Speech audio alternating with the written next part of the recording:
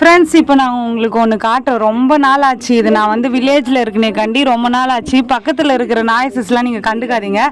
இப்போ பாருங்க, இது கை தொடடி இருட்டா இருக்குன்னு நினைக்காதீங்க.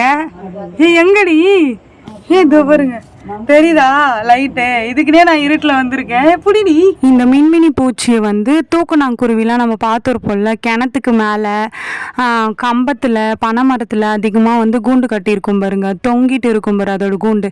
அந்த கூண்டில் வந்து களிமண் இருக்குல்ல, ஈர களிமண் எடுத்துகிட்டு போய் வச்சு இந்த மினுக்கலாம் பூச்சி இருக்குல்ல, இதை தூக்கிட்டு போய் உள்ளே வச்சிருமா.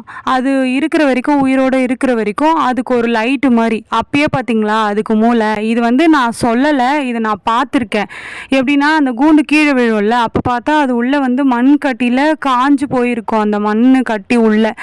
அப்போ தான் பார்த்துருக்கேன். அப்போ தான் இது என்ன, இது எதுக்காக மண் எடுத்துகிட்டு வந்து வச்சுருக்குன்னு சொல்லும்போது எங்கள் அண்ணா சொன்னாங்க, இந்த மாதிரி மின்மினி பூச்சியை உள்ளே எடுத்துகிட்டு போய் அது வெளிச்சத்துக்காக வச்சுருக்கோம் அப்படின்னு சொல்லிட்டு.